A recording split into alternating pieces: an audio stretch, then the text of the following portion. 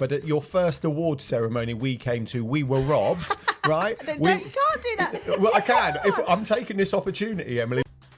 This week we're chatting to our good friend Sam Savage, who in my humble opinion is the Liam Neeson. Yes, she has a unique set of skills of the wedding industry. There's nothing that girl cannot plan, and we can't wait for you to meet her. Enjoy. Seriously. Sam, thank you very much for joining us today on the Digital Circus Live. As we start at the very beginning every single week, we need to ask you one very important question, and that is, what is it that you are trying to achieve right now? Sleep. Aren't we Sleeping all? through the night. It's overrated, Sam, and we all know sleep's overrated. Okay. No, it's not. No, it's not. Not even in vaguely. life. Yes, in life or business, doesn't really matter. Yeah. Balance. Yeah, a good overall balance, but with a 2-year-old, it's a challenge. Do you know what? Fair play to anyone who does business with any kind of age children, be it a toddler or a teenager. We haven't got teenagers yet, but it is a challenge, and I think there's a whole host of other things that people don't always who may not have children take into consideration.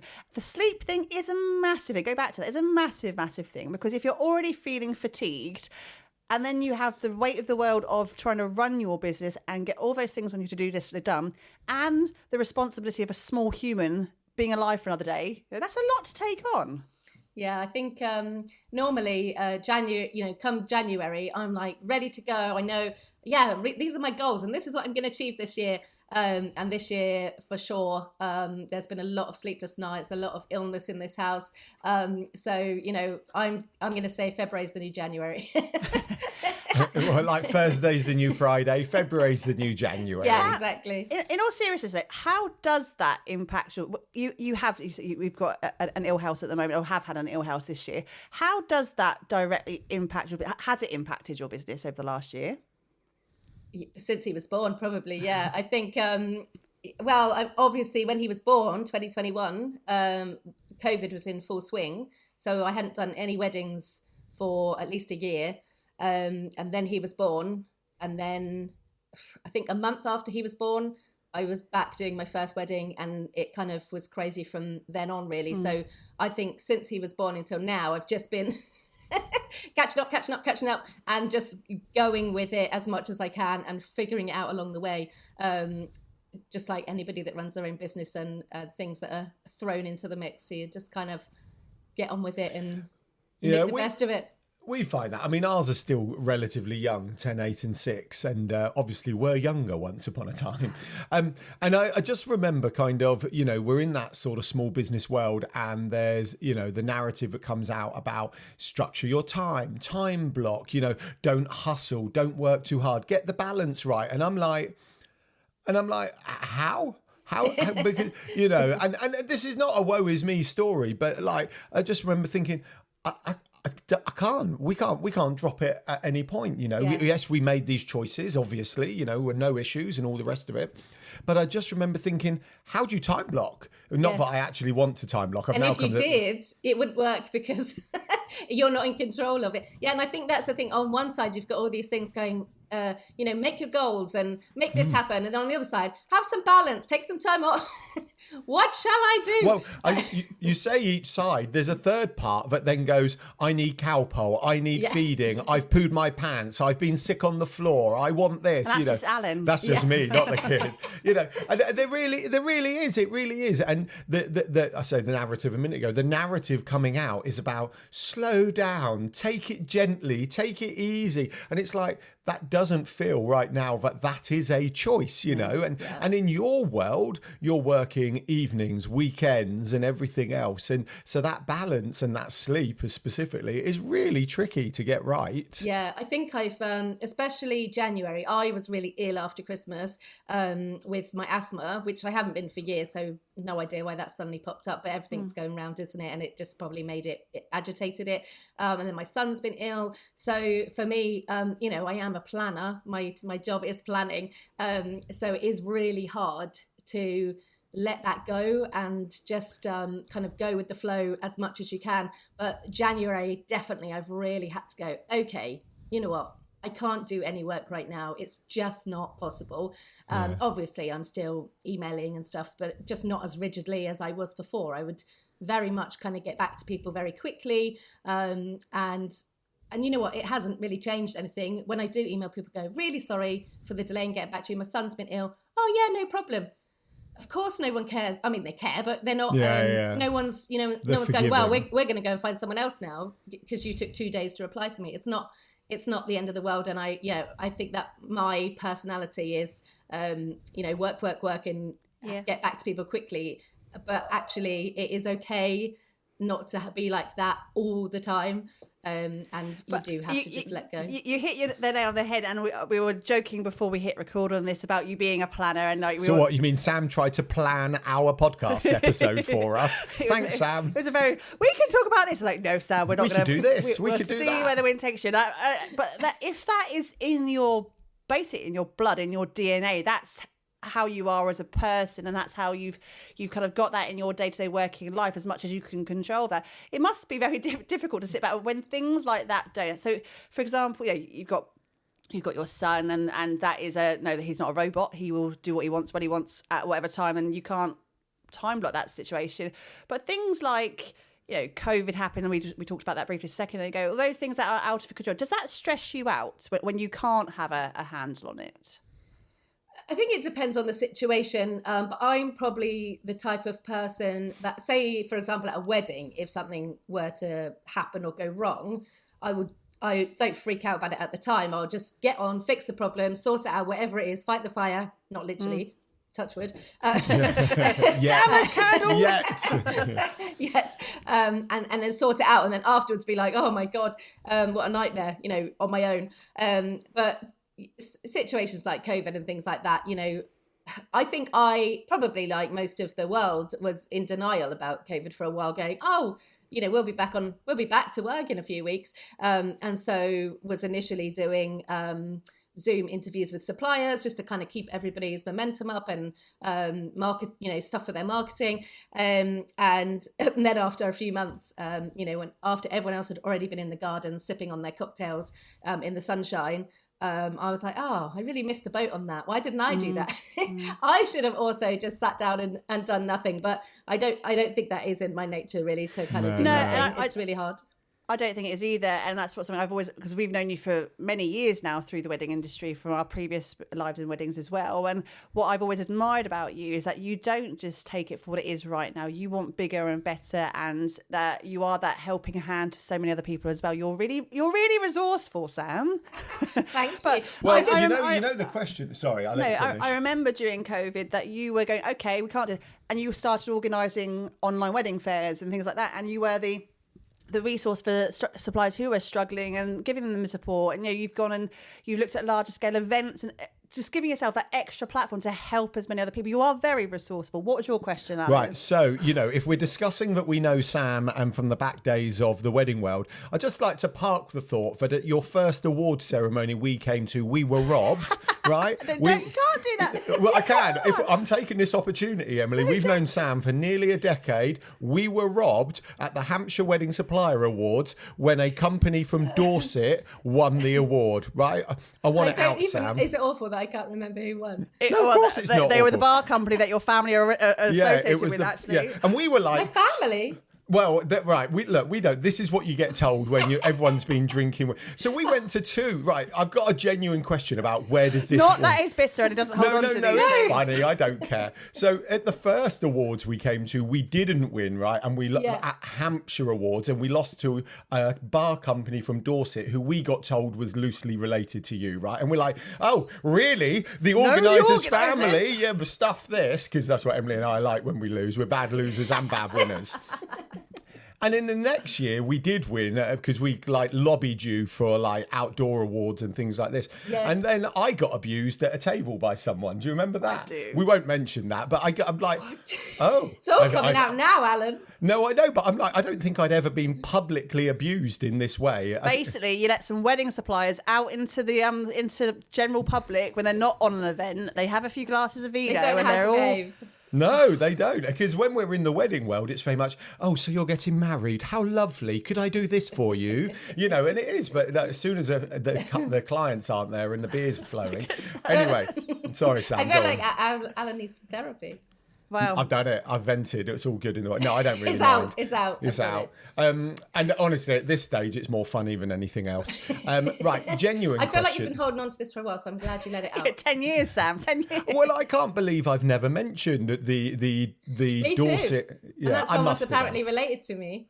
I also didn't know that. I think it may have been a friend of your sister, potentially, at the table. Oh, so you remember? No, not at the table. The bar company was a friend. Anyway, let's move on. Look, I've got a question.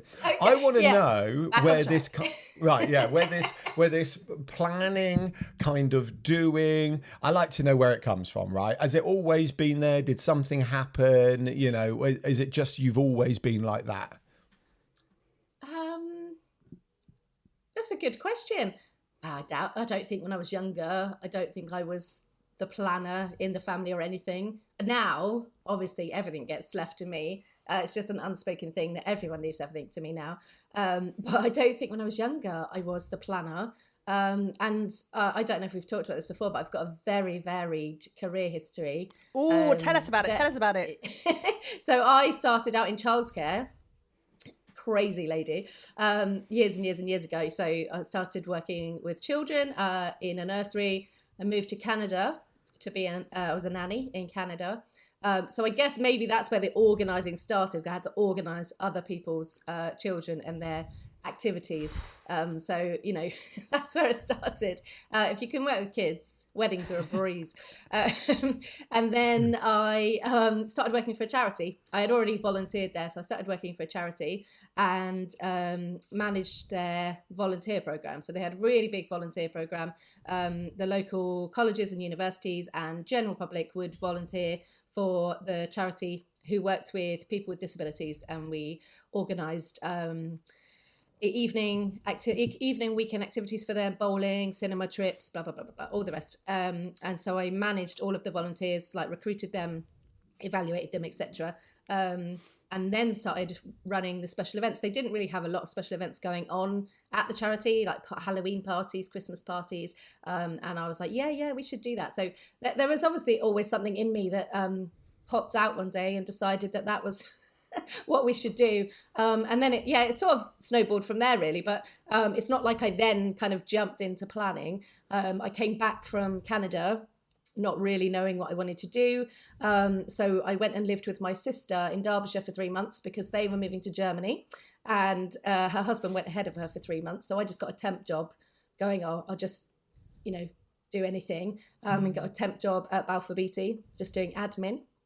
And then my other sister was expecting a baby. So I went to live with her for 6 months in Wales to kind of help her prepare. And her mother-in-law was a teacher, and they were desperate for teaching assistants. So I was like, yeah, I'll come and be a teaching assistant. I've worked with kids. The thing I struggled with initially was that I'd been living in Canada for 8 years and going to a school in Bridgend, where the Welsh accent was, quite prominent. And the teenagers speak quite fast anyway, I think. A lot of the kids would speak to me and I would just look at them and have no idea what they said. It gradually got easier, but initially I was like, no idea. So I did that. And then I thought, I probably should, think about what I am actually going to do for a career. And so got a job at Julia's House Children's Hospice in their fundraising department. And then after a few years, I started working for a marketing company. They asked me to go and work for them as an account manager. So I did that. And then just kind of, they were getting bought out by a bigger company, and I didn't really want to go with them. So I decided just to set up on my own, and it all kind of started from there, really. So I had a really roundabout way of getting to where I was going.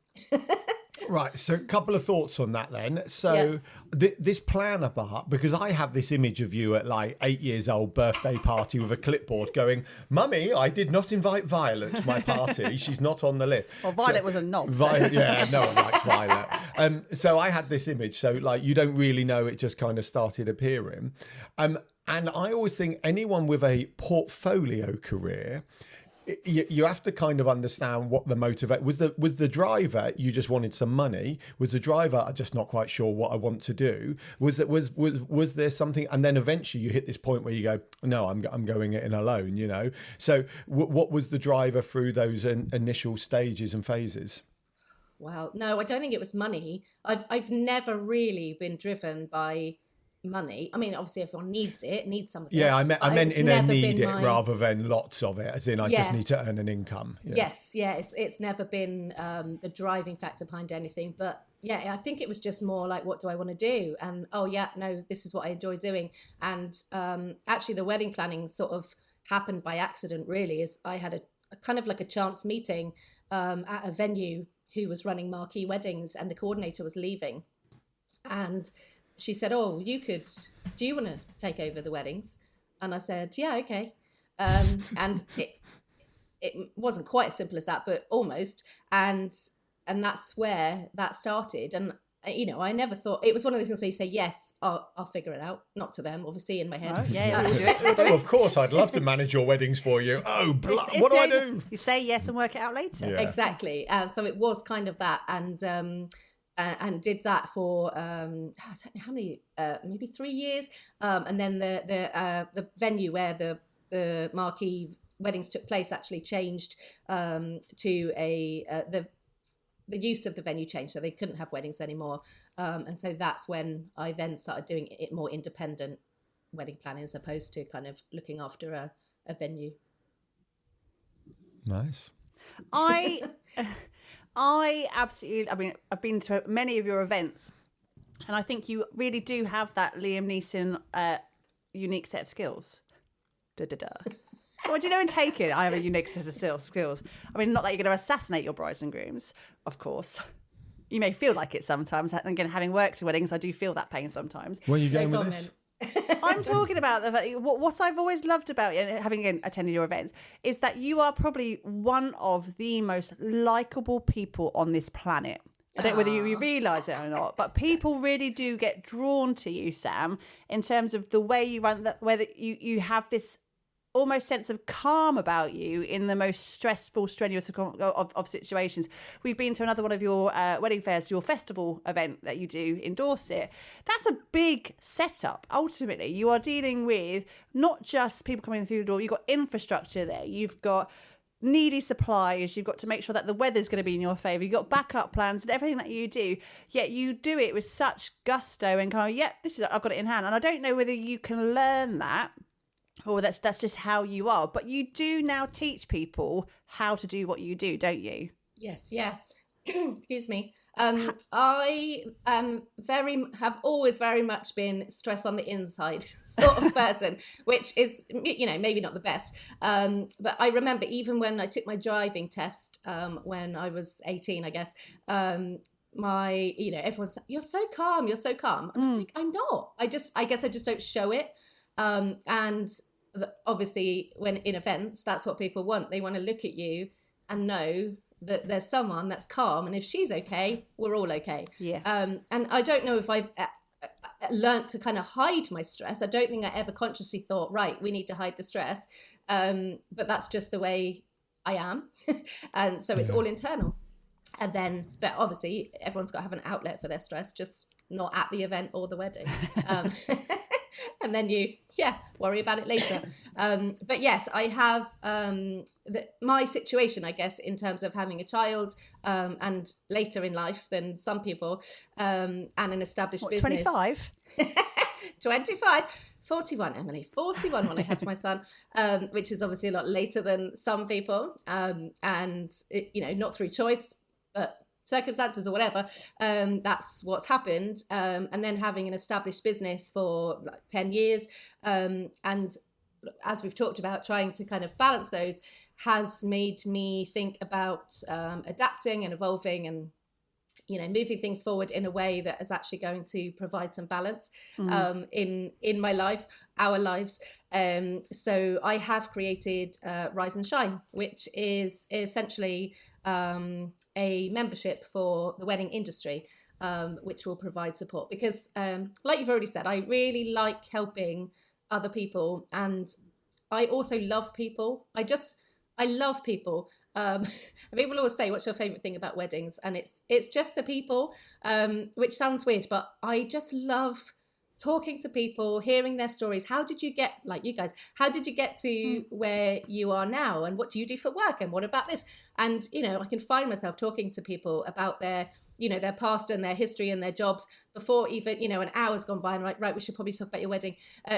But I do actually find that helps you, get to know people and what they like and dislike. Yeah. So it really, when you're planning someone's wedding, it does help you get to know them. But also I am just really fascinated by people.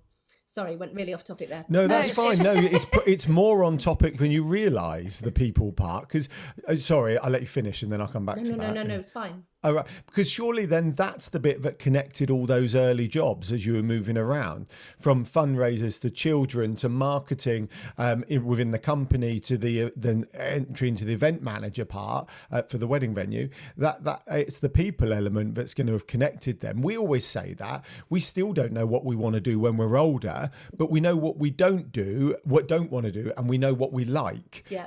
We like people, fun, and adventures and things like that. Yeah, So, and it's also not just like the people. And I always say to everyone, like, it doesn't matter if you don't know what you want to do. Every job you have, or anything you're doing, it's all skills that will be transferable. For going forward when you do decide what you want to do. When I was working with kids, patience, that's a massive thing with kids. All these skills that you learn along your way, like me, having a really varied, career history.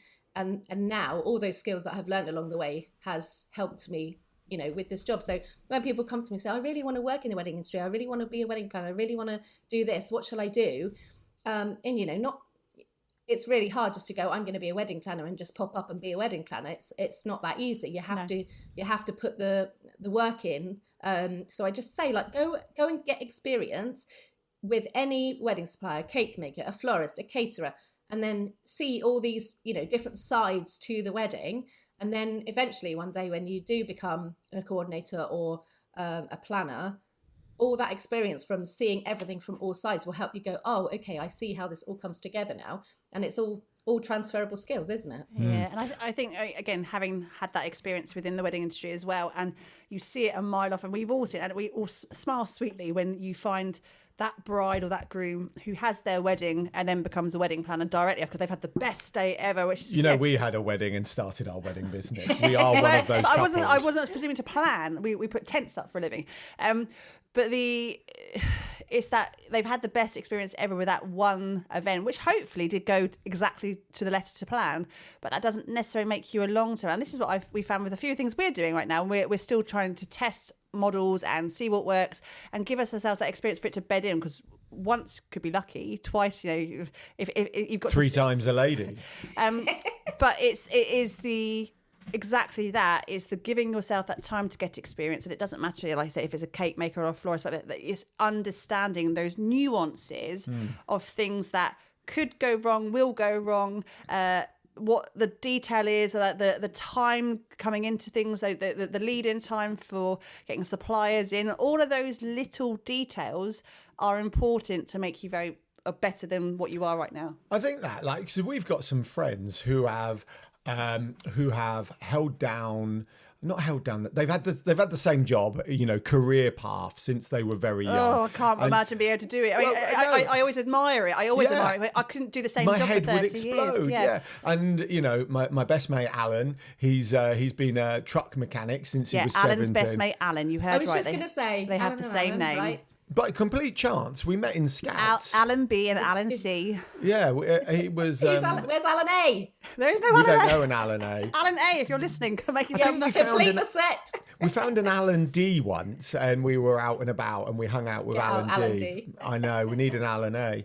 I might do that. That might be quick side story, right? So I connected with everyone called Alan Braithwaite on LinkedIn, right? I went down, found all the Alan Braithwaites, and sent them all. Because we weren't busy enough right now. That's what we did with this afternoon. Yeah, but you've got to do it because it makes me smile. No other reason, right? But now I'm like, I need the alphabet.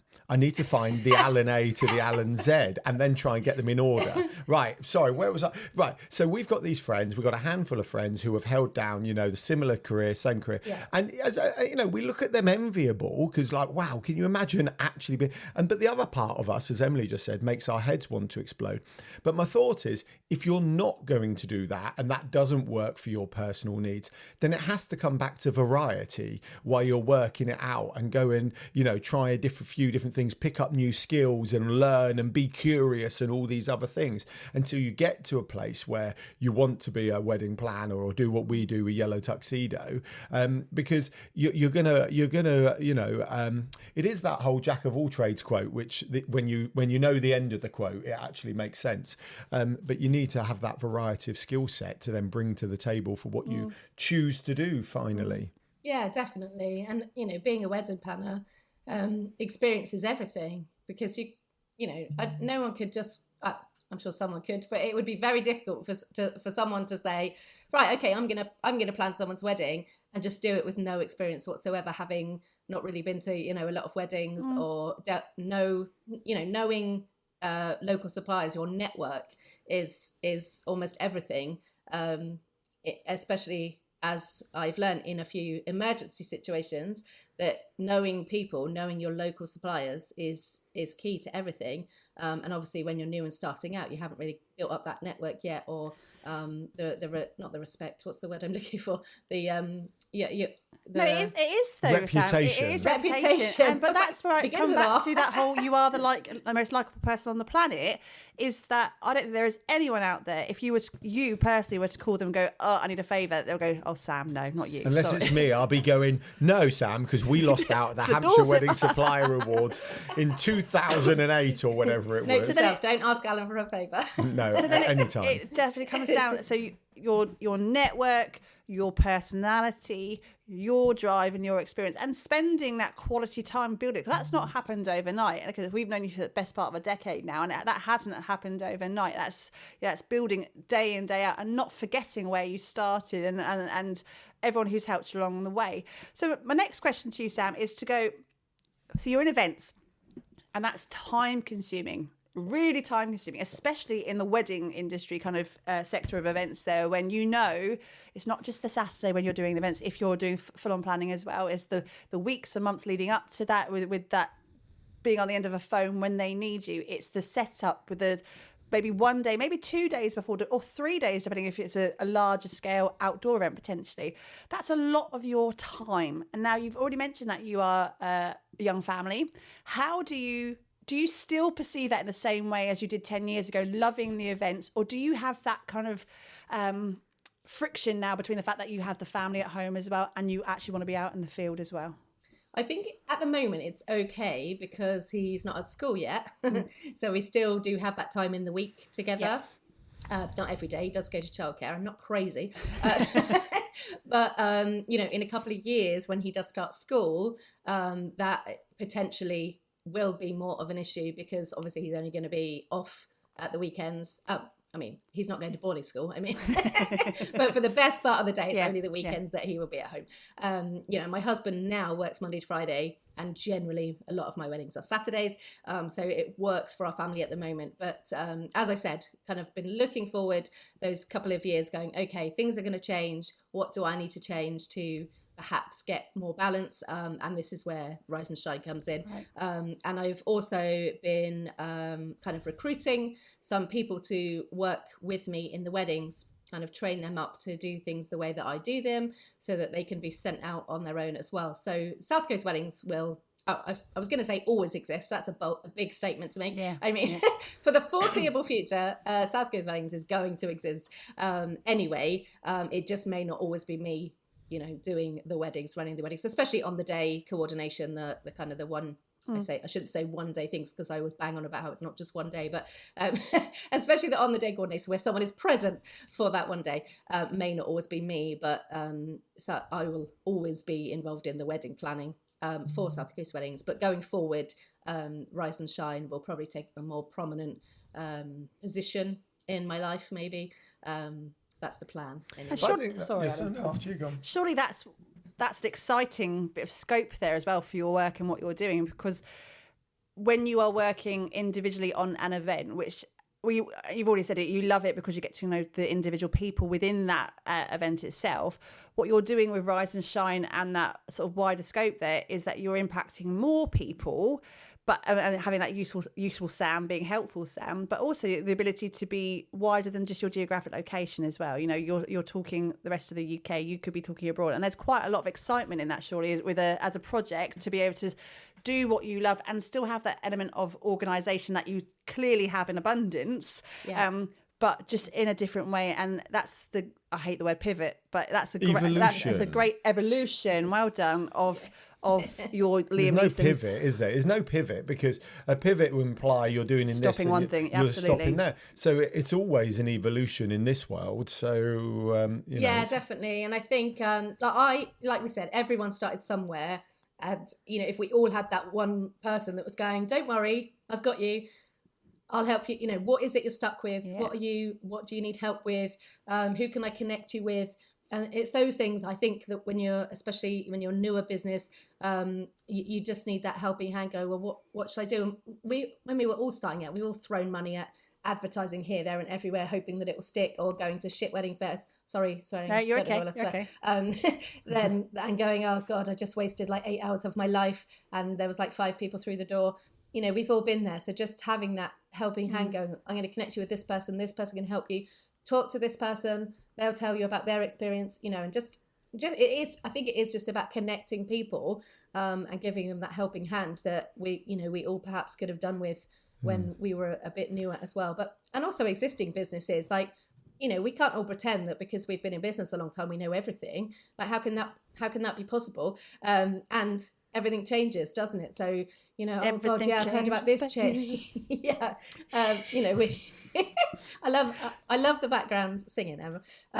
Background songs of my life. Sorry, to stop you there. And Alan can't shush me when yesterday on a call he sang Shane Ward, That's My Goal. I can shush you because I'm doing all these song lyrics that keep popping up in this episode in my head because I don't want to interrupt Sam, who's mid-flow, as our guest. Sam, you're going to have to start paying royalties. I know. I think it's 3 seconds or something like that. Oh, as is long it? as we Okay. don't, yeah. Limit to Go, 3 Sam, seconds. go. Completely lost my train of thought. Yes. It's fine though. Now the dog's joining in. What was I saying? I can't remember. It's we can't all know everything all the time. Oh yeah, so even existing businesses. I think things change in the industry, you know, and having that place to share knowledge. I heard about this. What do we all think about this? You know, what are we all going to do? And yeah, even well-established businesses need help as well, and just that sounding board off of other established businesses. I'm so sorry about that. No, it's okay. fine. The postman has decided to pick this moment. It's always helpful. It's always helpful. Thanks, Posty. Interestingly enough, because I only think this is relevant to this, that's why we exist as a business. So we're in the wedding world, as we said 1,000 times. We never... like semantics here, we never paid for advertising, but we did go to wedding fairs, and as we were stood there in the rain, we were like, this is rubbish, we need to do something else. So we moved everything online, we worked all that out, worked it through, worked very well for us, and now we show other people how to achieve their own version of it, you know. So absolutely, it has to be that evolution. And the other relevant part was the change came as our kids started school, and we were like and it was still okay for a bit, like dragging them out with us on a Sunday. Ours is different to yours is Saturday night, but then we were like, nah, something's got to change. So it all happened for us. I think for us as well, there's 2 of us in that same business in an event where, you know, you've got a really good partnership with your other half, but it's the if both of you were out at a wedding every single Saturday, that's a different environment for your child to grow up in. So it has to change and evolve. But that's also not saying that you don't ever do events again in person again. It's just giving yourself or award ceremonies, Emily. Or award ceremonies. I mean, thank God you can't enter. We're entering, and then I'm still going to have an issue. We still have the Bailey brand. We can see our awards there. They're right there. Are right there on our shelf. They need a bit of a dust. 2 from the 3 years we entered. Right. Not that he's bitter. Yeah. Not that he's bitter. I don't really mind. Of course, it's life. No, right. no. Do you have last question before the last question? Is a quick last question. Like penultimate last question. Do you have a favourite type of event that because you've done lots of events over the years? Have you got an ultimate favourite one you like to kind of put together? You've had events, you've had like award ceremonies, you've had weddings, and you've had charitable events, all those kind of things. Is there one that really goes, oh yeah, I could do that every day of the week? Oh, I don't know. I don't have a favourite. I think it is because for me, as I've said, the thing that I really love is the people, and that stays the same regardless of what type of event it is. So I guess there's probably elements of more stress with some events than there are with others. So maybe doing them every day of the week would be quite difficult. But you know, and with the wedding awards, it was, you know, also doing all the scripts for everything, seating plans, all those much more, well, obviously you do seating plans for weddings, but 9 times out of 10, the couple do that because I don't know their guests. I have been sort of trying to promote, why don't you just do a draw, like take a draw ticket, sit with anyone. I think that would be a lot easier. I'm on board with that. Not for the caterers. They would hate it because the dietary requirements obviously would be all over the place. So in practical... See, logical brain. Yeah, practical terms, it would be a nightmare and the caterers would hate me. But I do think it would be very fun to one day just take a ticket and that's what... But you could at least narrow it down by like dietary requirements. So I nearly said normal. They all have to sit together. No, I mean, like... non-dietary requirements over here, vegans over there, and you know there'd be a one table for the celiac and everything else, because not in a funny way, in that I imagine they would be a minority. Sweetheart table for the celiacs. Think of all the EastEnders moments. So she can't speak to him because that happened over there. That years ago they did that and they don't talk. That'd be hilarious. Yes, there is a lot of that. Yeah, right. Sam, I could chat to you for hours. And we probably will after this call is actually finished. But one final question one we always finish with is, if you were to go back to your younger self, put an arm around yourself and say something, what would that be? Oh, good question. It's probably like trust your gut or believe in yourself more.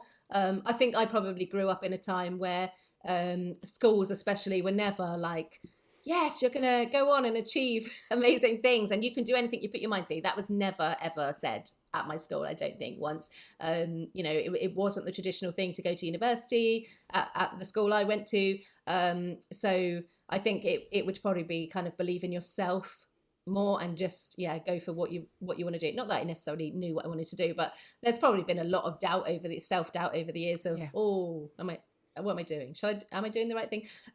So it's probably that, because I think nowadays, I hope that schools are very different and that kids are taught, you know, kind of go on and do what you want to do and believe in yourself and achieve great things. And but that was definitely never a thing when I was a kid. No, but your son has got the best role model, though. Even if the school doesn't say that to him, you definitely have that to say to him as he grows up as well. It's going to be very American. I always call it quite American because they're always telling their kids. But I think positive reinforcement. We'll just say that. That's a nice. But Sam, nice I think you're in exactly the right spot for where you need to be right now, and you are absolutely smashing it. And we are so privileged to have you as a friend and business colleague as well. So thank you very much for the last decade of knowing you, Sam. Other than the Hampshire Awards. Apart from not giving Alan a bit of glass with his name on it. On Alan's mind. No, I didn't mind losing. Sorry, I just feel I need to establish what my challenge here was. I don't mind not winning. That's not the problem. Just not from Dorset. It was the fact that a company from Dorset that we'd been told was loosely connected beat a company from Hampshire at the Hampshire. It was like, sorry, what? How does that work? Yeah, I didn't mind not winning. All I remember from that particular award ceremony, last thing before we actually say goodbye to everyone, was that I'd given birth 10 days before that. And I was at an award ceremony going, I probably should be at home in bed with a baby. Yeah. That's what I thought about. Yeah, and your baby was at home. That's impressive. Yeah, it was the first time we left him and... Impressive or questionable parenting, right? I can probably make your day maybe a little bit, Alan, though, by saying that company, who I think it is, aren't in business anymore. Ah, nor are we. So, I mean, I could, give you their award if you want. Yeah. We can't be happy about these things. We have to go, I hope everything's okay with them. Right. On that note, Sam, thank you very much for coming to chat to us today. It's been an absolute joy to speak to you today. Thank you for having me. Thanks, and Sam. to anyone listening to the Digital Circus Live, please, thank you so much for subscribing and listening to everything you're doing all the time. And we will see you next time.